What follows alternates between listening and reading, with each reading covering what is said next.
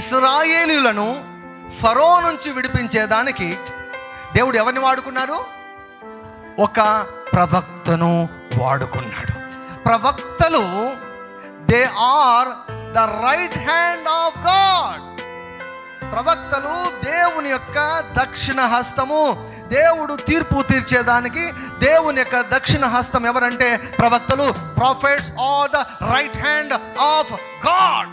మోషే తీర్పులు పలికినప్పుడు దేవుడు ఐగుప్తు దేశానికి, ఫరోకు, అతని ఉద్యోగస్తులకు, ఆ ఐగుప్తు దేశాన్ని ఏలుతున్నటువంటి దేవతలకు మోషే పలుకగా తీర్పు తీర్చాడు.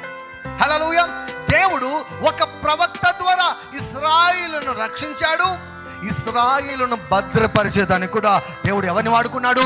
ప్రవక్తను వాడుకున్నాడు. హల్లెలూయా. అందుకే నేను ఎప్పుడు చెప్తుంటాను, దేవుని చేత నియమించబడిన ప్రవక్త ఎవరు నీ జీవితంలో, నీ కుటుంబం పైన దేవుడు ఏ ప్రవక్తను నియమించాడు? Who is the prophet that God has ordained over you.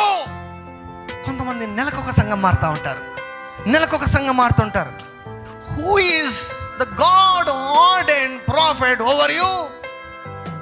దేవుడు మోషేను 30 లక్షల మంది ఇశ్రాయేలుల మీద ప్రవక్తగా నియమించాడు. మధ్యలో లేసారు, ఒక గుంపు లేసింది. నువ్వేనా ప్రవక్త? మేం కాదా? నీ ద్వారానే పలుకుతాడా దేవుడు, మా ద్వారా పలకడా అని అంటేనే మోషే ఉన్నాడు తెలుసా, మామూలు మరణం వస్తే నేను సేవకునే కదా అన్నాడు. మీరు మామూలుగా సహజంగా చచ్చిపోతే నేను దేవుని యొక్క సేవకునే కాదన్నాడు మోషే. భూమి నెరవిడిచి దాతాను మృంగిందంట, అది అభిరామ గుంపును కప్పివేసిందంట. వారి పాలెంలో అగ్ని రగులుకుందంట. ఆ అగ్ని బాధిహీనులందరినీ కూడా కాల్చి పడేసిందంట. Who is the prophet that God has ordained you? This is one thing you need to settle and fix in your heart and mind.